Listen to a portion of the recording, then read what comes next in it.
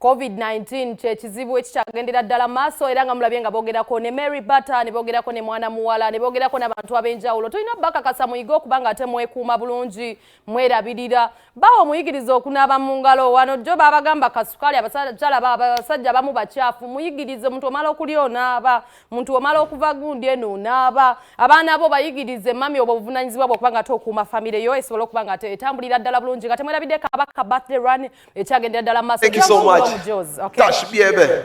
Tuchali Freedom City nabagambye tuli ne Mary Butter, Carol Nantongo, wamu n'omukulu Kabito. Tuli wano ku Freedom City.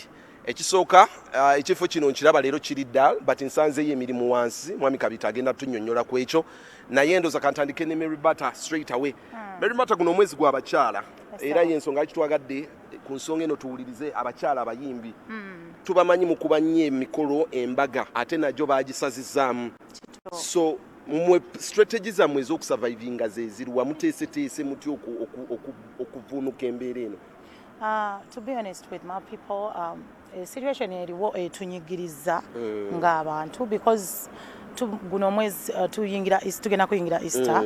Mubadde mwesunze. Of course deposit bamutuwadda. Mugenda muzaayo. No tetumuzizaayo naye buli mukolo oba mbaga oba sho bagishiftinze ku date endala. So kya affecting anti olusi bakuwa deposit n'omuteeka mu kintu ekirala. For example nze siyimba buyimbi nina businesses endala. That's why mbeera nnyo ku bayimbi bannange okubagamba okuwala ebintu nga bino nti oba olina okuinvestinga mu bintu ebirala.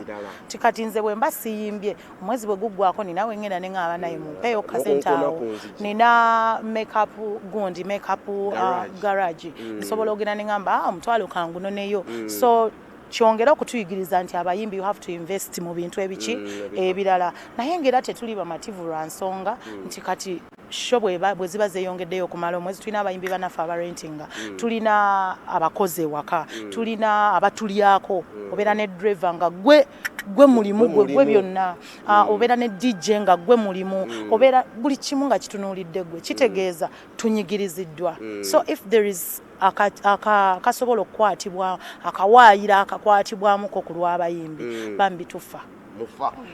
Carol Nantongo ekisese kibebi kino gwembeera eri bulungi agambi banetufa ate bwabagambye tufa ffenna tuli bayimbi kitegeeza bye bimu kubanga bwebanga ate bwakiri bantulekedde emikolo naye n'emikolo bagikoze eki bagijjemu naye kyenyinza okugamba nze of course ffenna tulina okugoberera amateeka ge baleese tekisasobola kuvaawo tulina ddigoberera nakola ekyo kye bagambye oba tufa oba tusigala. So oli ready for quarantine ene emyezi gino obadde osevinze ekimala